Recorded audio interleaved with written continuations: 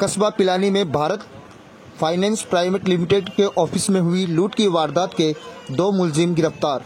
श्री मृदुल Kachhawa IPS police अधीक्षक जिला झुंझुनू ने बताया कि कस्बा पिलानी में भारत फाइनेंस प्राइवेट लिमिटेड के ऑफिस में हुई लूट को ट्रेस आउट करने के लिए अतिरिक्त पुलिस अधीक्षक डॉक्टर तेजपाल सिंह आरपीएस व श्री सुरेश शर्मा आरपीएस वृत्ताधिकारी चिड़ावा के सुपरविजन में गठित की गई टीम द्वारा कार्रवाई करते हुए अभियोग संख्या 376 22 धारा 392 बादस थाना पिलानी में वांछित आरोपी प्रदीप कुमार उर्फ अजीत कुमार उर्फ जीतू को आज दिनांक 5/10/2022 को देर रात गिरफ्तार किया गया। परिवादी नेमीचंद पुत्र जगदीश प्रसाद, जाति यादव, उम्र 30 साल, निवासी बिलानपुर थाना अमृतसर जिला जयपुर, हाल branch manager Bharat finance Pilani में उपस्थित थाना होकर एक लिखित रिपोर्ट इस आशय में पेश की कि दिनांक 29/9/2022 को 7:40 AM पर भारत फाइनेंस के ऑफिस में 2 अज्ञात लोग आकर अपने आप को निधि फाइनेंस के कर्मचारी बताते हुए बोले, हमारे को इस कॉलोनियों में किराए पर ऑफिस मिल जाएगा क्या। तब मैंने मनोज जी पीटीआई को कॉल किया और ऑफिस के बारे में बात की। उन्होंने बोला कि मैं आपको बात बताता हूँ। दिनांक 29 सितंबर को कस्बा पिलानी में भारत फाइनेंस करके फाइनेंस कंपनी का ऑफिस था, जिस पर 2 हथियारबंद व्यक्तियों द्वारा एक लूट की वारदात को अंजाम दिया गया था। इस घटना के उपरांत जो है एक टीम का गठन किया गया, जिसका नेतृत्व अतिरिक्त पुलिस अधीक्षक स्वयं कर रहे थे। टीम में सीओ चिड़ावा, एसएचओ पिलानी तथा हमारे जो जिले की डीएसटी टीम, ये सभी लोग शामिल थे। इस प्रकरण में पुलिस टीम को सफलता मिली है और 2 व्यक्तियों को पुलिस टीम द्वारा गिरफ्तार किया गया है। प्रदीप कुमार और अजीत कुमार, जो कि दोनों ही हरियाणा के रहने वाले हैं। इस संपूर्ण घटनाक्रम में कुल 2,62,000 रुपये जो है फाइनेंस कंपनी के ऑफिस से लूटे गए थे और हथियारों का प्रयोग भी इसमें किया गया।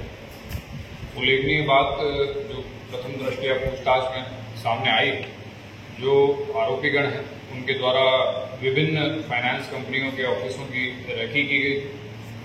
जिस फाइनेंस कंपनी के ऑफिस में इस घटना को अंजाम दिया गया, उस फाइनेंस कंपनी के ऑफिस में इस घटना को इसलिए अंजाम दिया गया क्योंकि वहाँ पे सुरक्षा के जो भी व्यवस्था और इंतजाम होती है वो सबसे कम है।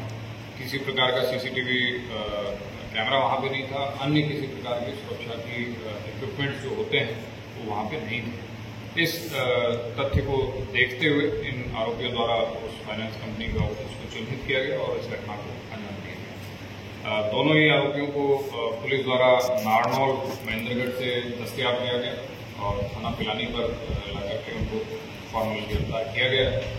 प्रकरण में वर्तमान में जो लूट की राशि है और हथियार जो घटना में प्रयोग किए गए उनकी बरामदगी के प्रयास कर रहे हैं।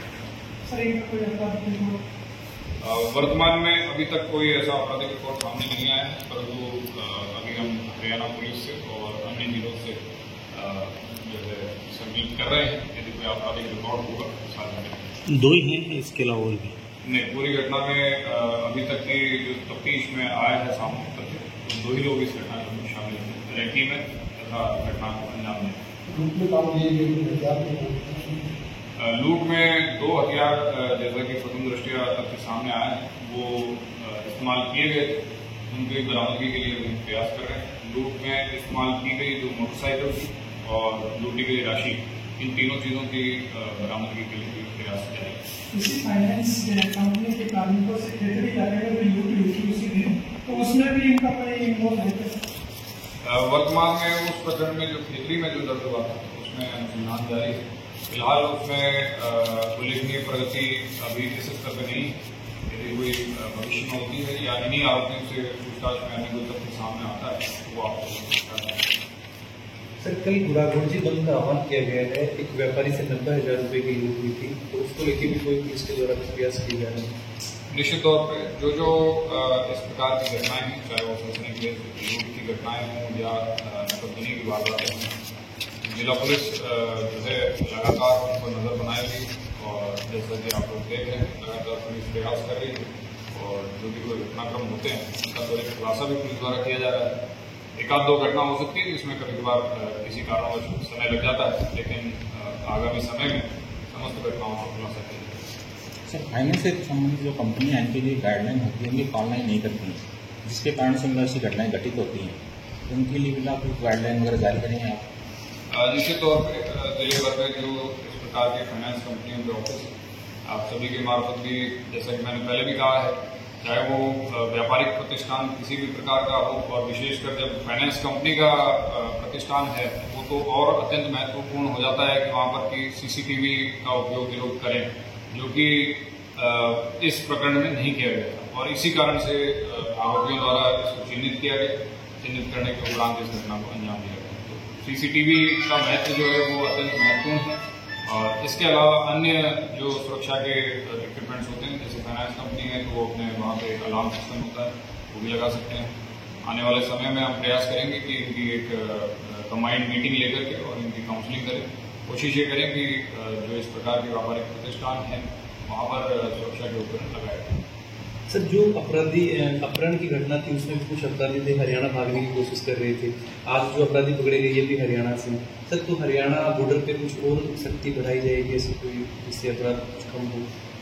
देखिए, हरियाणा बॉर्डर पे जैसा कि आप लोगों को पता है पहले से ही पुलिस की प्रेजेंस अच्छी है और जो है भविष्य में बढ़ती हुई घटनाओं को देखते हुए, चाहे ये जो हरियाणा की तरफ से लगातार आपराधिक घटनाएं और आपराधिक प्रवृत्ति के लोगों का आवागमन जो रह रहा है, भविष्य में और बेहतर तरीके से हमारे स्तर पे सीसीटीवी कैमरा लगा करके और बेहतरीन नाके लगा करके इसकी बेहतरीन रोकथाम के लिए हम प्रयास करेंगे। चलो, थैंक यू।